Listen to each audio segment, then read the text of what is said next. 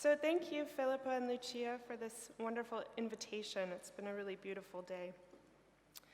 I'm going to give a talk called Death by Landscape, and I'll show a lot of images. The title image and maybe half of them are by the artist Rachel Rose. They're stills from an upcoming film work of hers called Enclosure, which is about the medieval enclosure of the commons. So I wanted to thank her for letting me use these images before the movie is in the world.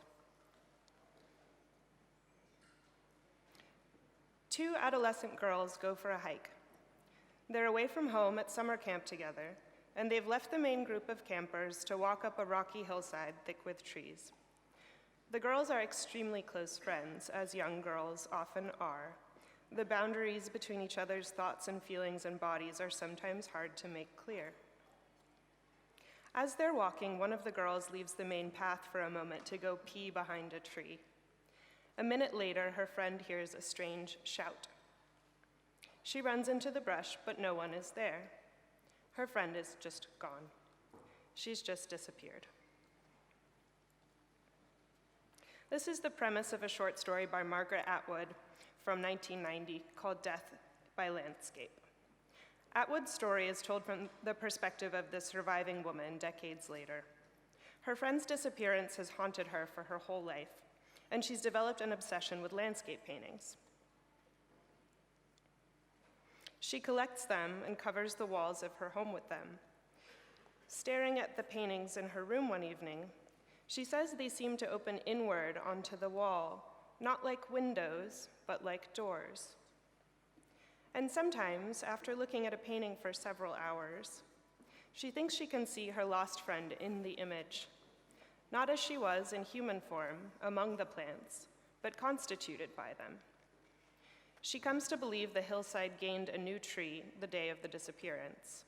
She says, quote, "There are no backgrounds in any of these paintings, no vistas, only a great deal of foreground that goes back and back, endlessly involving you in twists and turns of tree and branch and rock."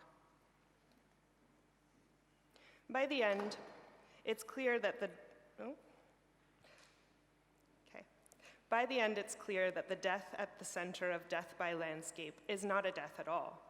It's a mutual transition, a twin becoming of girl and plant. The figure has become the ground, and so the ground becomes a kind of figure.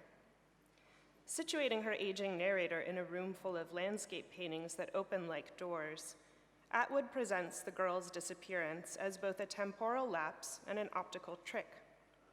In that gap of perception, figure and landscape merge and flip. The word landscape usually suggests the passive, the inert, the natural, the non-human, as in the plant, animal, and mineral world that constitutes a backdrop for the human actor. But here, the sudden absence of a human actor occasions a sudden presence, the presence of landscape, the presence of plants. It's no accident that the lost figure in this story is a girl. In this talk, I'm going to retell some stories about girls becoming plants in order to ask why girls and women, or maybe just not men, might be particularly prone to death by landscape. What forms of knowledge might be required to die a death which is not a death at all? Are certain kinds of bodies really more ripe for implantation? I start with Atwood's story because I think fiction offers a particular way of asking these questions. This has to do with how fictions offer themselves for literal interpretation. Sure, the idea of woman becoming vegetation operates on a metaphorical register, and it's possible to read a story like Atwood's as a metaphor for female adolescence, for the naturalization of women's social positions, for environmental awareness, for friendship, or even just for death. But the story also operates on a concrete level. We don't see it happening, but the very straightforward implication of the plot is that a person became a tree. The fact that we don't quite see it happen in the story is partly why it's so plausible. Whether or not the story is about the idea of becoming tree, it's also about the fact of becoming tree. I'm interested in fiction that works on both levels of aboutness. It's about, and it also is. I think only by forcing ourselves to read weird fictions on a literal level can we see maybe how weird reality already is. The Atwood story is a perfect example of the weird, in fact, according to the definition of weirdness provided by the late Mark Fisher in his 2016 book, The Weird and the Eerie. Fisher, who admired and wrote about Atwood, defines the weird as an outside space that, quote, lies beyond standard perception, cognition, and experience. He explains that this outside, quote, is not empirically exterior, it is transcendentally exterior, i.e., it is not just a matter of something being distant in space and time, but of something which is beyond our ordinary experience and conception of space and time itself. The weird, in other words, is an element or zone or experience that is not completely explainable according to our current structures for categorizing the world, and yet it exists. We can come in contact with it, experience it, and try to describe it, knowing description will fall short. Importantly, Fisher also says that the weird is not simply the awareness of the outside, but the perceptual flip that happens upon awareness when you see back at the inside from the outside position. It's only when you get a glimpse back at normality that you realize you've been living in an inside at all.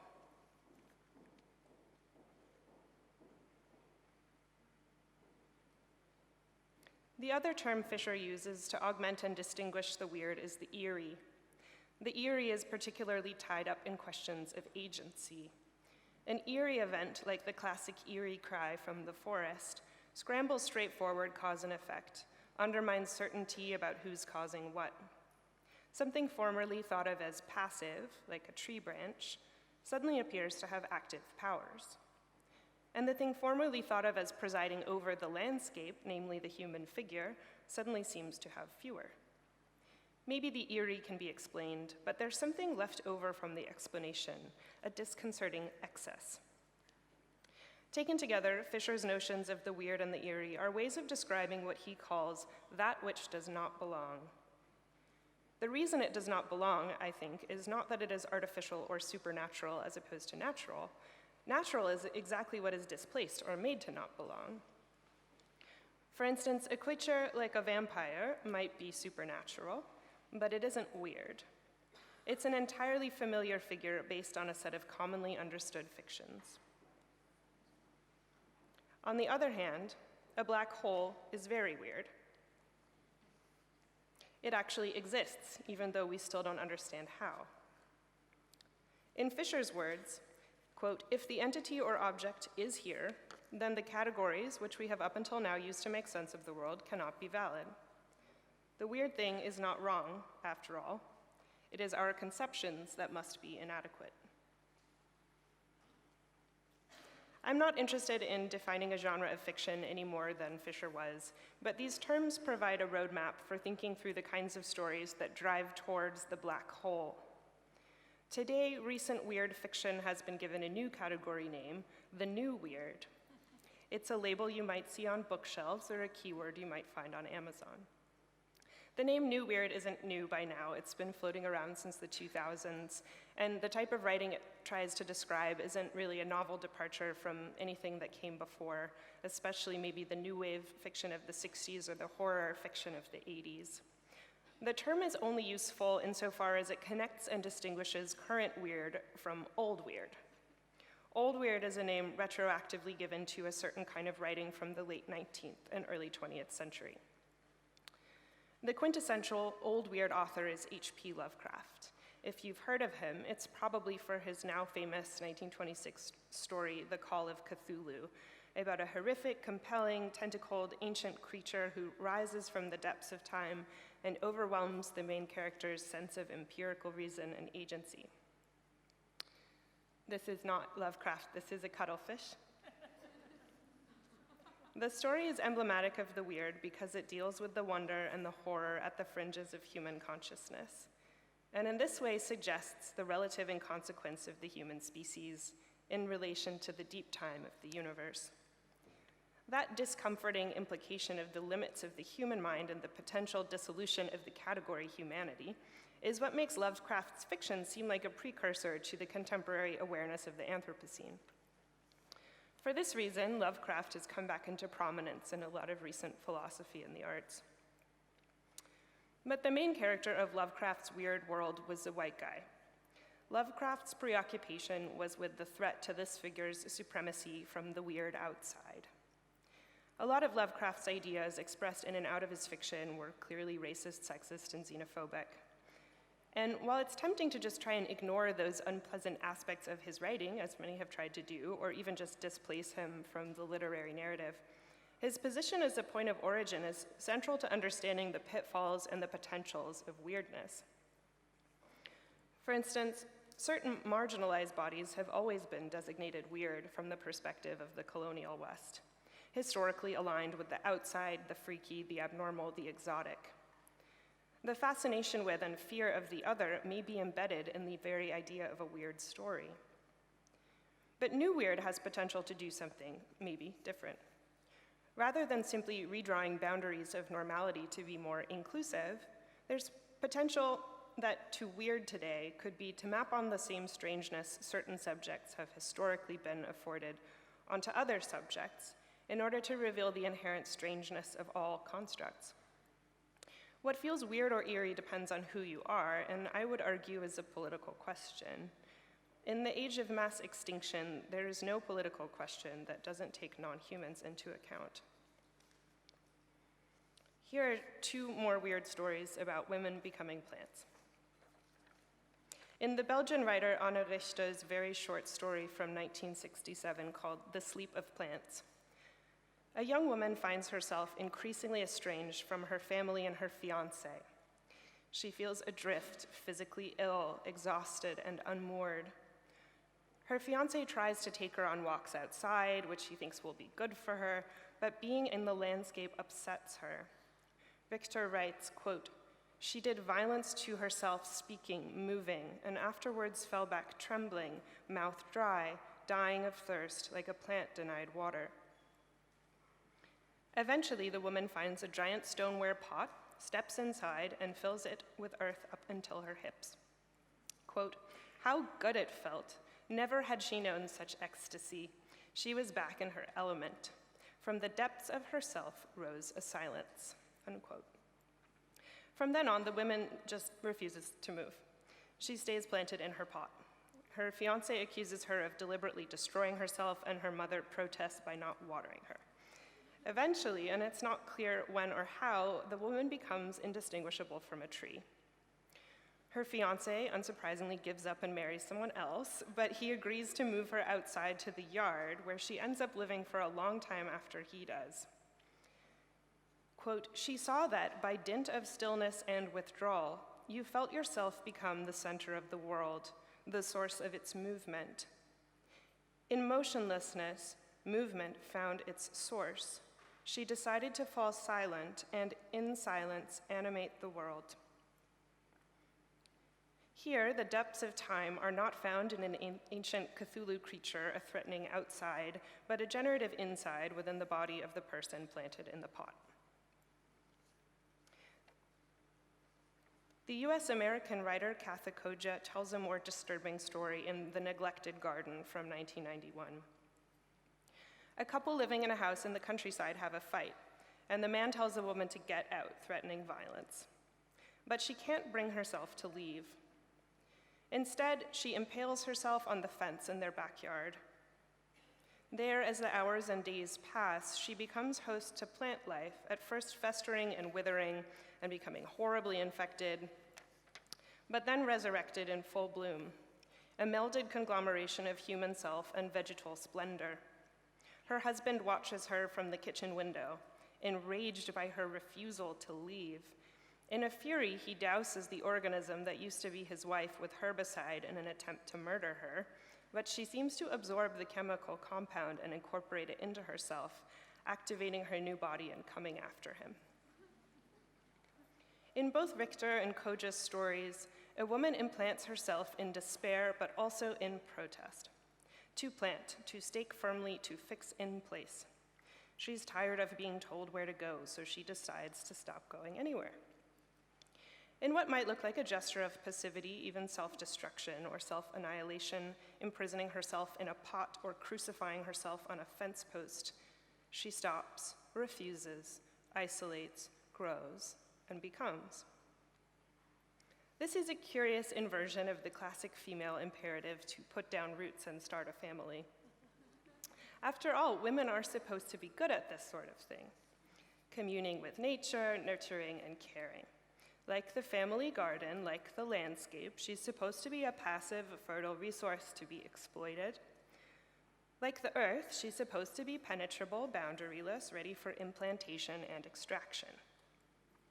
These are profoundly non-weird ideas about there being a biological basis for women's ability to empathize, self-sacrifice, and eventually reproduce. But as you can see through the literal becoming plant that happens in these stories, there can be incredible agency in the willing dissolution of self. Knowing how to dissolve and become other, become plant, is a non-codified and embodied kind of knowledge that women and other supposedly unstable bodies have been cultivating for centuries because they've had to. Given the reality of planetary extinction, driven by the notion of human as bounded figure with unique agency over the landscape, one could argue this is exactly the type of knowledge we need. This is a knowledge about how to actively annihilate the supremacy of the self and in turn the category of human self altogether.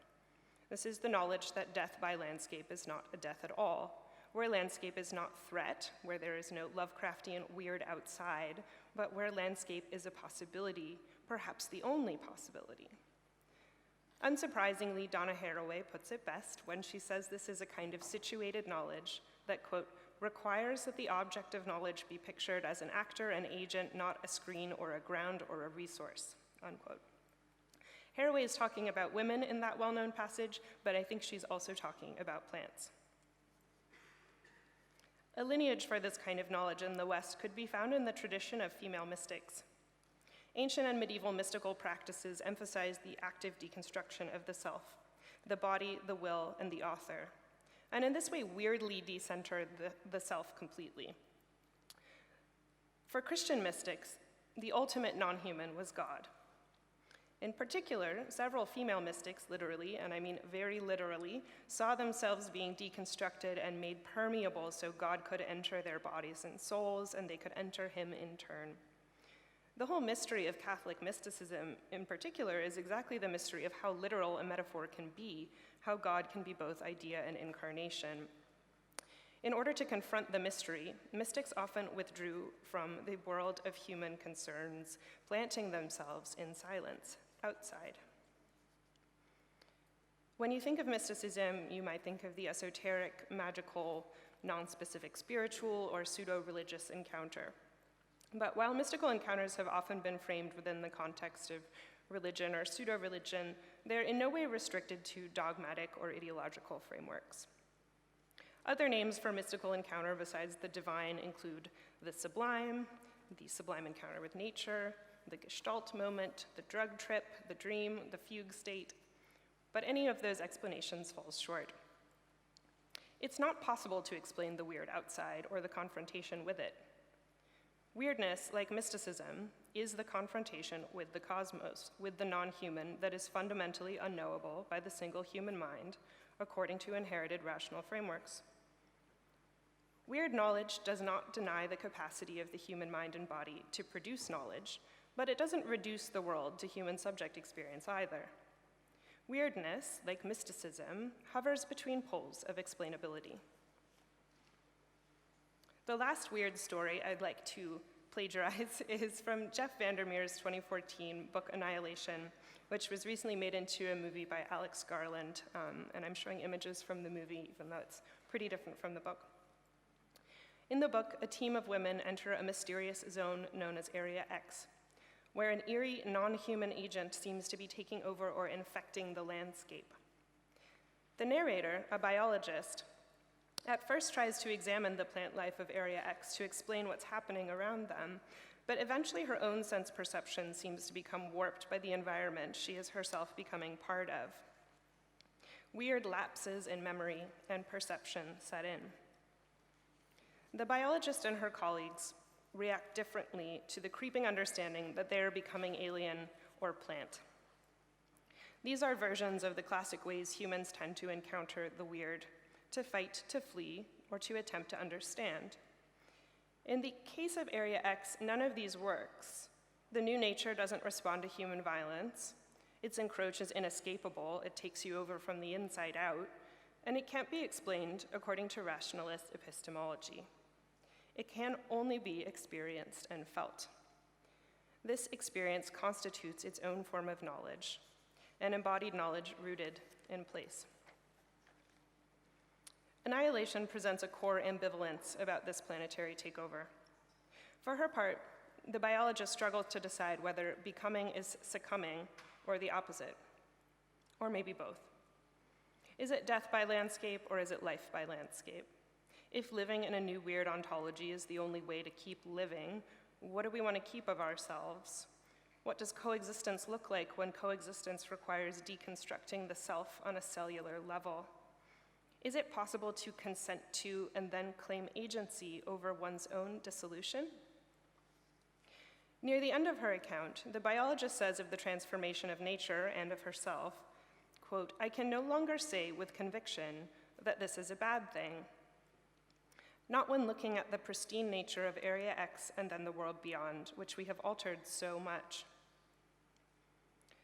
The biologist can no longer see her decreation nor the decreation of the current human-centric world as negative or terrifying. Loss of bounded self is only truly horrifying within a framework that prizes human being in its current state over all other forms and ways of being. The fantasy of woman becoming plant is an ambivalent fantasy. On one level, it's no less romantic than any Back to the Land fantasy. That kind of fantasy sees nature as distinct and permanent and unchanging and passive and authentic and fundamentally good. Back to the Land is the fantasy of a quick fix. We'll just become natural again and begin a process of reversal of the Anthropocene. This fantasy treats land as metaphor.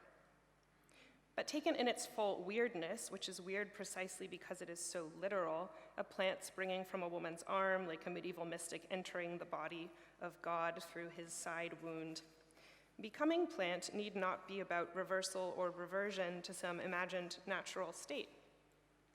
On the contrary, it's about seeing ourselves as always already plant, plant as always already human, those distinctions as always already very weird. Human is a useful category. It has historically been able to confer equality among humans, sort of, or tried to, and in that it allows us to take responsibility for what we've done to the planet. But if you zoom in through the microscope, you're made of trillions of other creatures, and if you zoom out, you're part of vast ecosystems. The category doesn't hold. And without that category, the central importance of the human to the story of the planet is not self-evident. Further, given the current knowledge of the extreme permeability and codependency of all bodies, there's really no reason any body should be excluded from having to learn how to become plant. The imperative to plant oneself in an ecosystem should not be a gendered or racialized imperative. Fictions are important because they provide points of access through the human technology of the story to gigantic ecosystems made of humans and non-humans. This reconciliation of vastly different scales of figure and ground is necessary at a time when we're so aware of the magnitude of humanity's negative effects, and yet as individuals, we struggle to make tangible ecosystemic contact. As theorist Wendy Chun puts it, you can't experience the climate, you can only experience the weather. Fiction foregrounds human subject experience without reducing the world to human subject experience and preserves the room for the irreducible difference of the ginkgo or the orchid or the moss or the unknown alien. In that way, it potentially moves beyond the two options we're usually given for the way the future can go, utopia or dystopia. It allows us to ask, who's utopia? Who's dystopia? If the human is not the protagonist, which one is which? What if utopia and dystopia are happening all the time, right now, on different scales and different places? In trying to construct a future imaginary that neither glorifies dystopia nor reaches blindly toward utopia, in a way that neither explains everything or gives up on explanation, we can't go on fighting, fleeing, and attempting to understand according to current frameworks. When a person goes into a coma, the person is said to enter a vegetative state. The derogatory word is vegetable. Becoming plant, one would think, is to become less than human, to relinquish agency, to immobilize oneself, to stop moving forward. But moving forward hasn't really worked.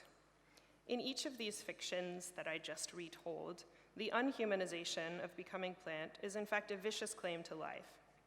It's not the same as life before, but it's life. Such a death by landscape is a kind of life through landscape, only possible through landscape. At the end of the Atwood story, the woman who lost her friend hears a human-sounding shout from one of the landscape paintings. It's not a shout of fear, like she had remembered it originally. It's a shout, she says, of recognition and of joy.